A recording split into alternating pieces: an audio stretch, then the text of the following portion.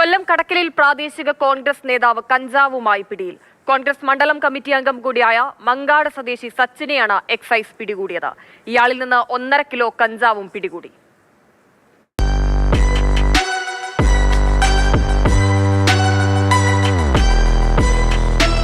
കടക്കൽ market കേന്ദ്രീകരിച്ച് കഞ്ചാവ് വിൽപ്പന നടത്തുന്നുവെന്ന് എക്സൈസിന് വിവരം ലഭിച്ചിരുന്നു. കോൺഗ്രസ് പ്രാദേശിക നേതാവ് സച്ചിനാണ് കച്ചവടത്തിന് നേതൃത്വം നൽകുന്നതെന്നും വ്യക്തമായി. ഇയാളെ പിടികൂടാൻ എക്സൈസ് കഴിഞ്ഞ കുറച്ചു ദിവസങ്ങളായി അന്വേഷണത്തിലായിരുന്നു. കഴിഞ്ഞ ദിവസം എക്സൈസ് സംഘം കടക്കൽ മാർക്കറ്റിൽ പരിശോധന നടത്തി. പരിശോധനയിൽ സച്ചിനിൽ നിന്ന് 1.5 കിലോയോളം കഞ്ചാവ് പിടികൂടി.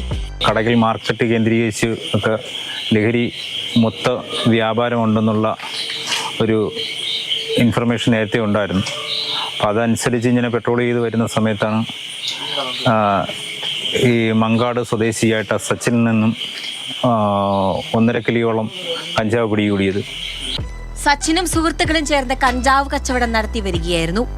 അന്യ സംസ്ഥാനങ്ങളിൽ നിന്ന് കഞ്ചാവ് എത്തിച്ച് ചെറുപൊതികളിലാക്കി വിൽപ്പന നടത്തുന്നതായിരുന്നു രീതി.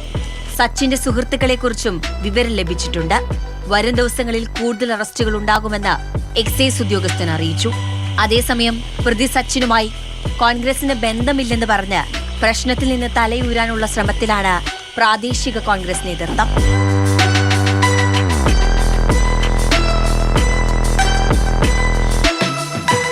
മാതൃഭൂമി ന്യൂസ്, കൊല്ലം.